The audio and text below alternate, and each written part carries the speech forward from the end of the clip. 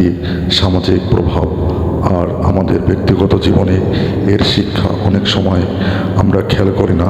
তাই আজকের ভিডিওতে আমরা জানব মহাকালী পূজা সাথে সম্পর্কিত 5টি গুরুত্বপূর্ণ তথ্য। এই তথ্যগুলো জানলে শুধু পূজার তাৎপর্যই বুঝবেন না, বরং বুঝতে পারবেন কেন যুগ যুগ ধরে মানুষ এই পূজাকে শ্রদ্ধার সাথে পালন করে আসছে। মহাকালী পূজার উৎপত্তি ও তাৎপর্য প্রায় 400।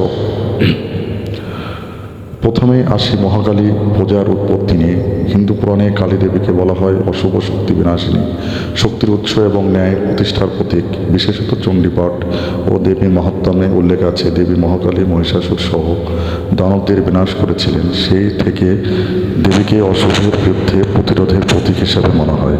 ইতিহাস বলছে মহাকালী পূজা সর্বাধিক জনপ্রিয় হয় বেঙ্গল রেনেসাঁসের সময়, বিশেষ করে দক্ষিণেশ্বরে কালী মন্দির, যেখানে শ্রীরামকৃষ্ণ পরমহংসদেবের পূজা করতেন।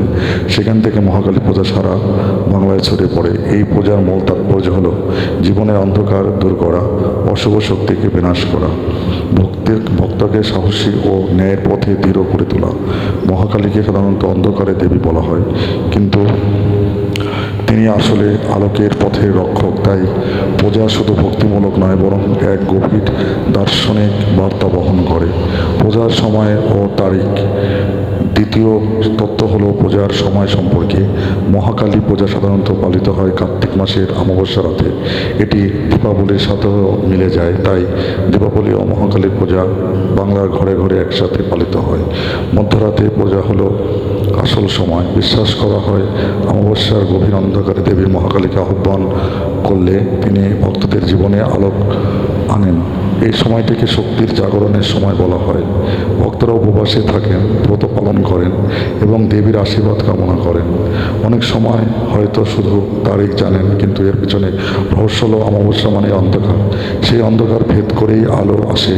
তাই মহাকালী পূজা অমাবস্যা রাতে হয়, কারণ এটি প্রতীকভাবে জানায় যতই অন্ধকার গভীর হোক, আলো আসবেই। পূজার নিয়ম ও করণীয়। তৃতীয় গুরুত্বপূর্ণ বিষয় হলো পূজার নিয়ম।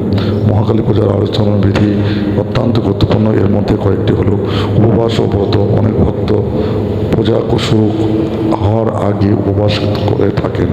এর মানে হলো দেহ ও মনকে পবিত্র রাখা, যাতে দেবীকে পূজা করা যায় আন্তরিকভাবে। পূজার সামগ্রী: লাল ফুল, কালো তিল, চাল, ধূপ, প্রদীপ, নৈবেদ্য, ফল, মিষ্টি ভোগ। মন্ত্র ও আরতি।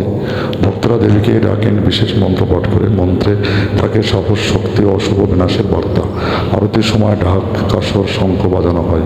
প্রদীপ জ্বালানো। অন্ধকার দূর করার প্রতীক হিসেবে প্রদীপ জ্বালানো হয়। সাধারণত মাটির প্রদীপ ব্যবহার হয়, যা সরলতা ও ভক্তির প্রতীক। বিশেষ দিক: কালো রং এখানে অশুভের প্রতীক নয়, বরং সূক্ষ্ম সুরক্ষার প্রতীক। লাল ফুল মানে হলো শক্তি ও জীবন। মহাকালী পূজা পশু বলি এক সময় প্রচলিত ছিল, তবে এখন অনেক জায়গায় প্রতীকী বলে দেওয়া হয়, যেমন লাউ বা উচ্ছে। এই আচারবিধি শুধু ধর্ম নয়, বরং ভক্তদের মনে শৃঙ্খলা, শ্রদ্ধা ও ঐক্য তৈরি করে। মহাকালী পূজার সামাজিক দিক। চতুর্থ হলো মহাকালী পূজার সামাজিক গুরুত্ব। অনেকেই ভাবেন পূজা শুধু ধর্মীয় অনুষ্ঠান, কিন্তু আসলে এর সামাজিক ও প্রভাব বিশ্বাস। গ্রাম হোক বা শহর, পূজার সময় মানুষ একত্রিত হয়, মণ্ডপ তৈরি হয়, যেখানে সবাই মিলে দেবীর প্রতিমা সাজানো হয়। পূজা উপলক্ষে মেলা বসে, যেখানে খাবার, খেলনা, পণ্য বিক্রি হয়। এ সময় মানুষের মনে সম্পর্ক গভীর হয়, সামাজিক বন্ধন মজবুত হয়। আরেকটি দিক হলো অন্ধকারের প্রদীপ জ্বালানো। এটি কেবল দেবীকে আহ্বান নয়, বরং প্রতিবেশী, পরিবার ও সমাজকে অন্ধকার দূর করার প্রতীক। আজকের দিনে মহাকালী পূজা শুধু ধর্মীয় অনুষ্ঠান নয়, বরং এক ধরনের সামাজিক উৎসব। আজকের জীবনে মহাকালী পূজার শিক্ষা। সবশেষে আসি মহাকালী পূজার শিক্ষা নিয়ে। আমরা যদি বর্তমান সমাজ দেখি, অশুভ শক্তি শুধু পুরাণে নেই, আজও তা আছে। অন্যায়, দুর্নীতি, ভয়, বৈষম্য। মহাকালী পূজা আমাদের শেখায় সত্য ও ন্যায়ের পথে দৃঢ় থাকতে, জীবনে অন্ধকার বা সমস্যার ভর না পেয়ে সাহস, আত্মবিশ্বাস ও শক্তিকে গুরুত্ব দিতে, সমাজে অন্যায়ের বিরুদ্ধে দাঁড়াতে। একজন ভক্ত যখন মহাকালী পূজা করেন, তখন তিনি শুধু দেবীর কাছে প্রার্থনা করেন না, বরং নিজের মধ্যে এক ধরনের শক্তি অনুভব করেন। এই শক্তি তাকে জীবনের সব বাধা মোকাবেলায় সাহায্য করে। তাই পূজা শুধু ধর্ম নয়, এবং এক নৈতিক শিক্ষা, উপাসনার প্রায় আজকে ভিডিওতে আমরা মহাকালীর পূজার 5টি গুরুত্বপূর্ণ তথ্য জানালাম।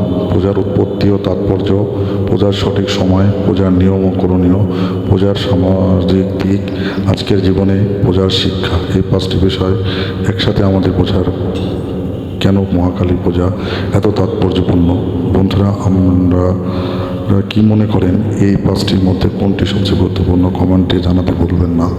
যদি ভিডিওটি ভালো লাগে থাকে তবে লাইক দিন, বন্ধুদের সাথে শেয়ার করুন, আর অবশ্যই চ্যানেলটি সাবস্ক্রাইব করুন। ধন্যবাদ সবাইকে। জয় মা কালী।